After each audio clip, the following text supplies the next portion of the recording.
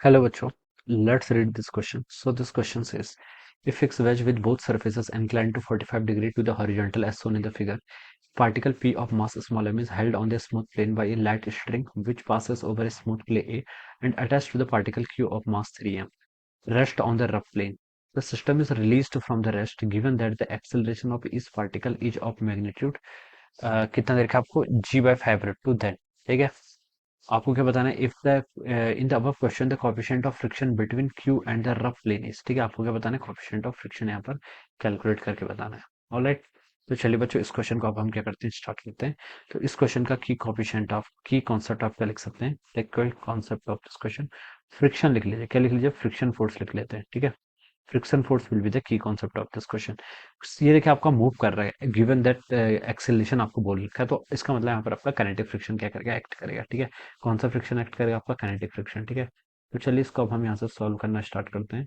यहाँ पर देखिए आपका एक ब्लॉक है पी ठीक है, जिसका मास कितना आपका स्मॉल एम के इक्वल दिया हुआ है। इस पर कौन कौन से फोर्स एक्ट करेंगे देखिए, एक तो इस पर आपका एम जी फोर्स ऐसे वर्टिकल डाउनवर्ड डायरेक्शन में एक्ट करेगा।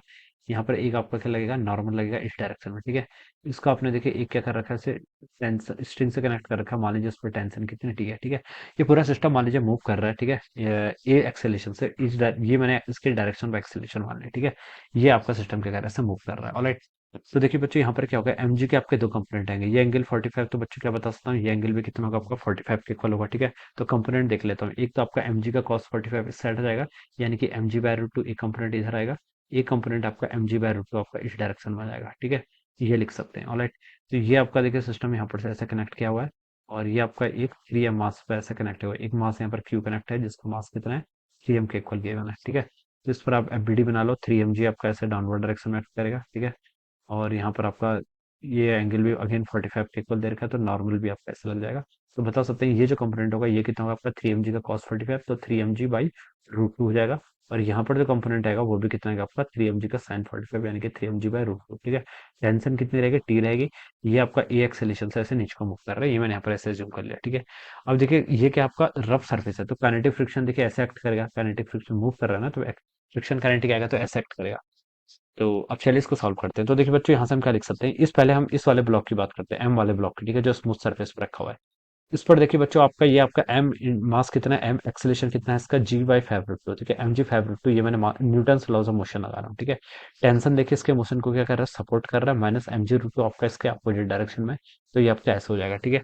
तो यहाँ से बच्चों आपका टेंशन कितना आ गया, टेंशन को आप लिख सकते हैं देखिए, mg/√2 को तो आप क्या कर लीजिए यहाँ से कॉमन कर लीजिए ठीक है।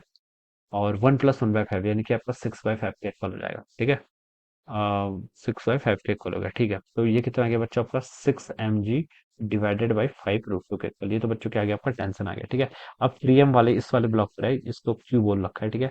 क्यू पर आते हैं तो देखिए बच्चों इस पर क्या बता सकते हैं, इसका एक्सेलेरेशन क्या है, डाउनवर्ड है ठीक है। और मास कितना है इसका 3m, तो लिख सकते हैं 3m इंटू एक्सेलेरेशन तो देखिए गिवन कर रखा है g डिवाइडेड बाई 5√2 के इक्वल ठीक है। ये किसके इक्वल होगा देखिए, इसको देखिए 3mg/√2, ये वाला कंपोनेंट जो आपका जी साइन 45 जिसे हम बोलते हैं, ये तो उसके मोशन को सपोर्ट कर रहा है, तो 3mg/√2 डाउनवर्ड ऐसा हो जाएगा। माइनस देखिए आपका एक काइनेटिक फ्रिक्शन लगेगा, वो हमें कैलकुलेट करना है। माइनस टेंशन, टेंशन देखिए हमने यहाँ से कैलकुलेट कर ली उधर वाले से, ये रहेगा आपका 6 mg डिवाइडेड बाई 5√2 के इक्वल ठीक है। ये आपका आ गया। अब इसको बच्चों देखिए अब आप सॉल्व करो। यहाँ से आपकी काइनेटिक फ्रिक्शन की वैल्यू देखिए कितनी जाती है, इसको मैं लेफ्ट साइड लेके जाऊंगा तो मैं बता सकता हूँ कि यहाँ पर देखिए आपका कितना हो जाएगा। ये लेफ्ट पे जाएगा तो ये आपका राइट हो जाएगा, तो यहाँ हम लिख लीजिए देखिए 3mg/√2, ये तो ऐसे ही रहेगा, माइनस आपका 6 mg डिवाइडेड बाई 5√2, और ये आपका 3mg भी इधर आएगा तो माइनस 3mg/5, ये टर्म आपके यहाँ से इतनी हो गई ठीक है। यहाँ पर 5 से मल्टीप्लाई कर लिया तो ये 3 × 5 कितना हो गया, 15 हो गया ठीक है। ऐसे लिख लेते हैं इसको ठीक है। अब 15 माइनस 6 करेंगे तो कितना आएगा बच्चों, 9, 9 माइनस 3 करेंगे तो कितना आएगा 6 ठीक है। तो ये हो जाएगा आपका 6/5√2 mg के इक्वल हो गया ठीक है। ये आपका यहाँ पर से इतना लगेगा, ये आपका काइनेटिक फ्रिक्शन लगेगा। और काइनेटिक फ्रिक्शन देखिए किसके इक्वल होता है, न्यू के इंटू एन के इक्वल होता है ठीक है। न्यू के की वैल्यू आपको बतानी है, एन आप यहाँ से बता सकते हैं कितना होगा। एन होगा देखिए बच्चों आपका इस वाले मास के लिए, क्यू वाले मास के लिए कितना लिख सकते हैं आपका, नॉर्मल हो जाएगा देखिए आपका 3mg/√2, ये देखिए हमने कैलकुलेट कर तो रखा है 3mg/√2 ठीक है। तो इसको आप लिख लीजिए यहाँ से 3mg/√2 के इक्वल ठीक है। √2 से बच्चों आपका √2 कैंसिल हो गया, mg से बच्चों आपका यहाँ पर mg कैंसिल हो गया, 3 से आपका यहाँ पर 2 कैंसिल हो गया।